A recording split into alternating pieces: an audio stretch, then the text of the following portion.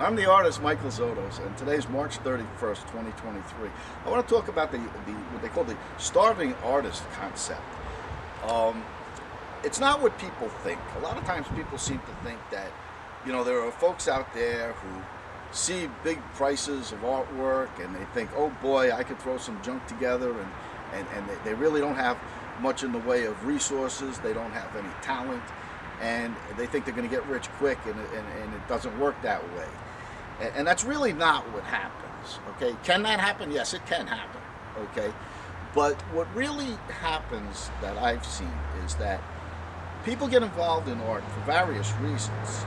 And a lot of times there are things underlying for themselves from a long time. And when they get involved, they're getting something out of it, so they pursue it. And you look around and you see how to pursue it. Well, it takes capital a lot of times.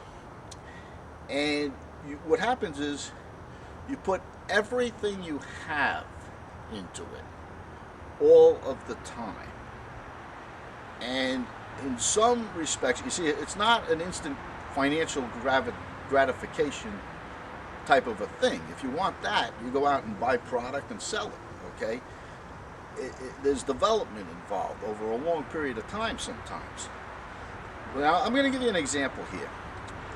I came across a man in the city he had a daughter who was basically an artist from when she was 12 years old, and now she was like in her mid-20s.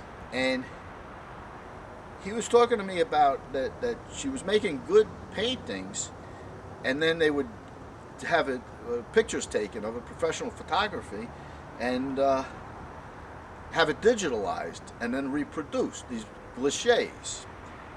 They can produce it on canvas, and so once it's set up, he can make it any size he wants. Just go to the place and do that, and it would cost. Well, he wound up buying the equipment, everything, $26,000 he spent.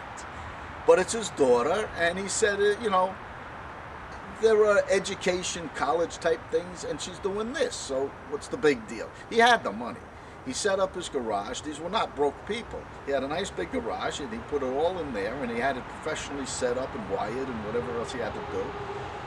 Well, they did produce canvases, and his concept was to get them out all over an area, kind of like swap the place so people see them, and it's not a big heavy expense. Well, the bottom line is, after a while, and not a long while, the girl, his daughter, started to go into a different direction. And that's what happens when you're making art, okay? And she had no use for reproducing these canvases. So he had $26,000 worth of machinery, and he tried to sell it. He couldn't get half of what he had. He wound up taking it and getting in touch with some people who had production of their own, and he sold it for $10,000. Okay, and then he moved on and had to buy the things for the next round of what she was into. And that's basically what happens. You're putting everything you have into it all of the time.